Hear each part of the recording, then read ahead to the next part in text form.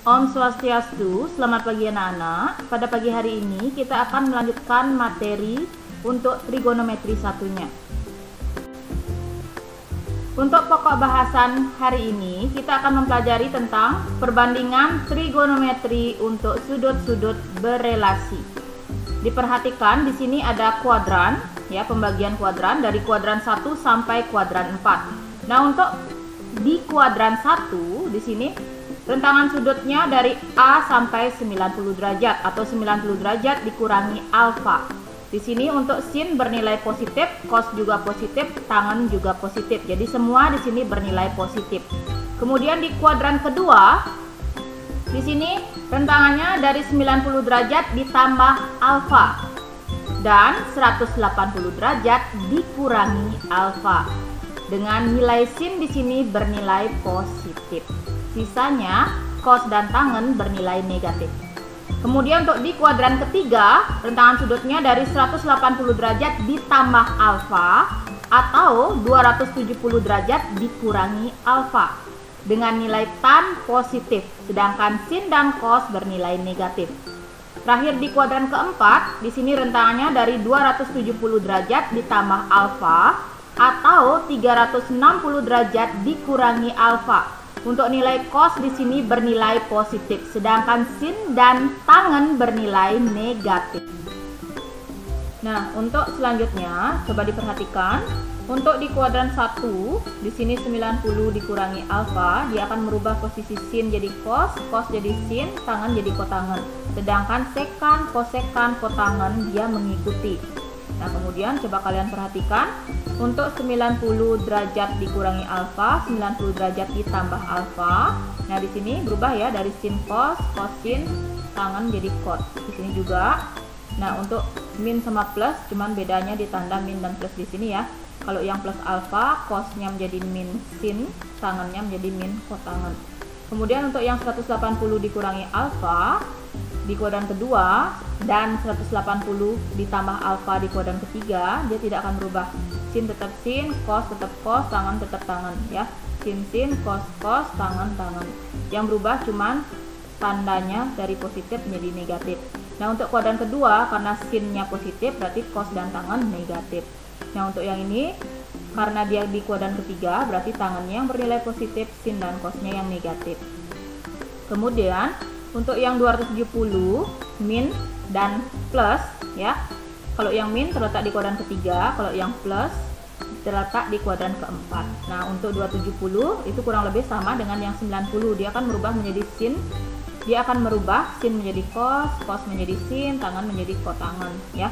Di sini bedanya minnya. Nah, karena di kuadran ketiga dia sinnya bernilai negatif, maka di sini menjadi min cos ya. Cosnya juga bernilai negatif, makanya menjadi min sin. Sedangkan tangannya di sana positif di kuadran ketiga, makanya dia menjadi positif kotangen. Nah, untuk yang plus alfa dia sama juga ya.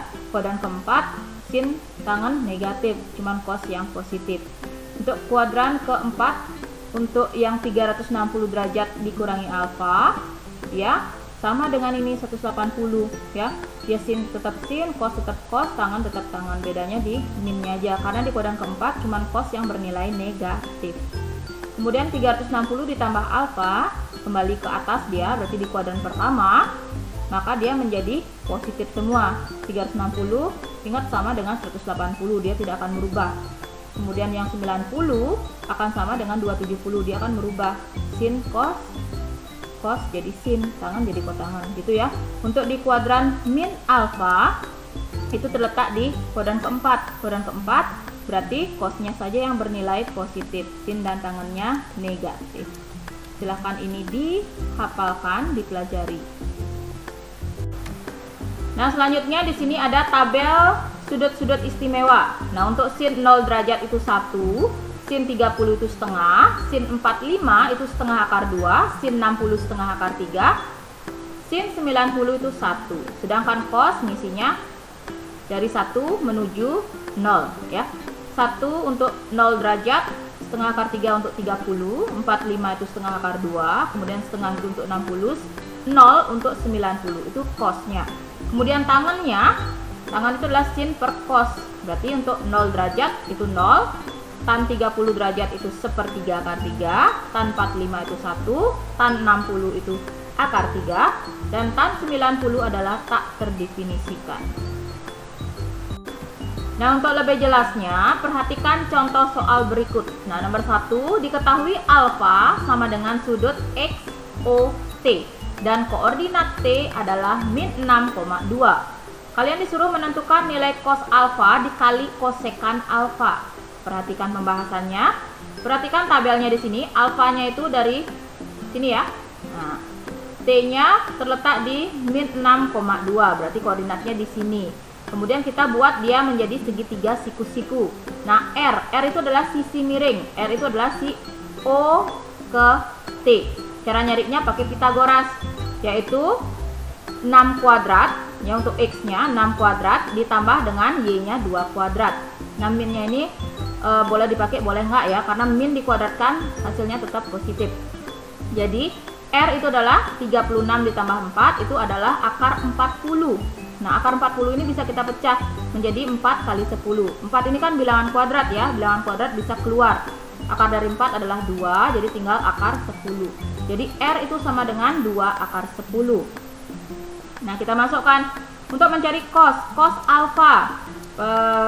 Pelajaran sebelumnya, cos itu adalah samping per miring.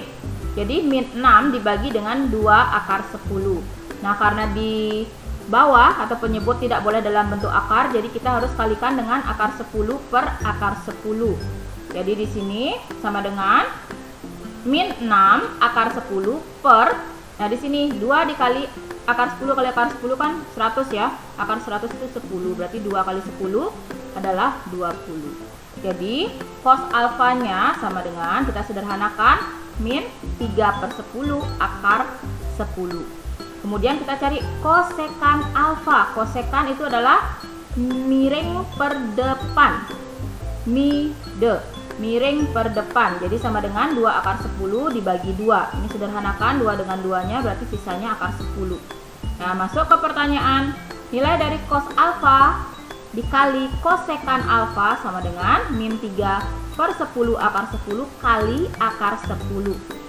Nah, di sini bentuknya dikali dulu ya. Akar 10 kali akar 10 itu kan 100. Akar 100 adalah 10. Berarti 10 dengan 10 bisa dicoret.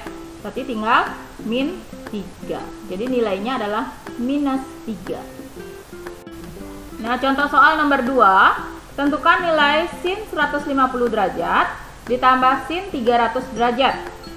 Perhatikan pembahasannya. Untuk sin 150 itu bisa kita pecah menjadi sin dalam kurung 180 dikurangi 30 derajat.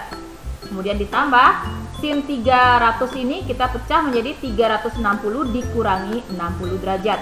Ya, kita pakai sudut-sudut istimewanya. Di sini berarti untuk sin 180 dikurangi alfa pada slide sebelumnya itu menjadi sin positif. Ya, positifnya di alfanya berarti sin 30 derajat. Ditambah, nah 360 dikurangi 60 ini terletak di kuadran keempat. Nah, karena kuadran keempat nilai sin negatif, berarti di sini min sin 60. Berarti sin 30 itu adalah setengah. Kemudian dikurangi di sini ya, plus kali min itu min setengah akar 3 nilai dari sin 60. Berarti hasilnya bisa kita sederhanakan pakai hukum distributif, yaitu adalah setengah dalam kurung 1 dikurangi akar 3. Nah, untuk contoh soal nomor 3, tentukan bentuk sederhana dari kotangen dalam kurung 360 derajat dikurangi beta dikurangi 3 kali kosekan 270 derajat dikurangi beta dikurangi sekan minus beta. Minus beta yang di sini itu merupakan arah putarannya dia ke arah kanan, searah jarum jam. Perhatikan pembahasannya. Untuk yang kotangen dalam kurung 360 derajat dikurangi beta, dia menjadi minus kotangen beta. Kemudian dikurangi dengan yang ini kosekan 270 min beta, dia menjadi minus sekan beta. Nah, kemudian yang ini sekan min beta, karena dia berada di kuadran keempat, maka nilainya positif, maka menjadi sekan beta. Di sini minnya tetap ya, nih. Yang berubah di sininya. Kemudian min kotangen beta ditambah di sini min min tambahnya ya. 3 kali sekan beta dikurangi sekan beta. Nah, di sini ada 3, di sini ada 1. Berarti 3 dikurangi 1 menjadi 2. Jadi, hasil akhirnya min kotangen beta ditambah 2 sekan beta. Nah, untuk contoh soal terakhir yang nomor 4, misalnya diketahui cos alfa itu sama dengan min 3/4. Nah, keterangannya dengan alfa berada di kuadran kedua. Tentukan nilai tangen alfa. Nah, kita perhatikan cos di sana min 3/4 dengan alfa berada di kuadran kedua. Nah, kita ingat cos di kuadran kedua nilainya apa? Cos di kuadran kedua nilainya negatif. Cos berarti x-nya yang negatif. Karena dia di kuadran kedua berarti x bernilai negatif. Nah, sekarang karena yang diminta tangen itu adalah sin per cos y per r, jadi kita memerlukan y ya. Kita cari pakai Pitagoras ya. 4 kuadrat dikurangi 3 kuadrat. Kenapa dikurang? Karena r-nya sudah diketahui, r itu adalah sisi miring. Jadi 4 kuadrat dikurangi 3 kuadrat sama dengan akar dari 16 dikurangi 9.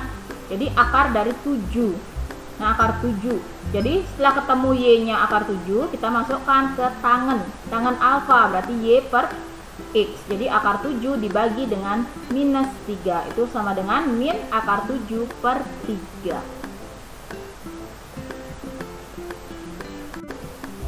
Nah, di sini ada 3 soal yang wajib kalian kerjakan. Nanti jika ada yang masih kurang jelas, silahkan bertanya. Nah, yang di sini nomor 1, tentukan hasil dari tan dalam kurung min 30 derajat dikali cos dalam kurung min 240 derajat. Nomor 2, hasil dari sin 15 derajat dikali sekan 15 derajat dibagi dengan cos 75 derajat dikali kosekan 75 derajat. Kemudian yang nomor 3, jika diketahui kosekan beta itu sama dengan min 13/12 dan beta berada di kuadran keempat, tentukan nilai dari tangen beta. Nah, sekian dulu materi kita hari ini. Selamat pagi dan selamat belajar.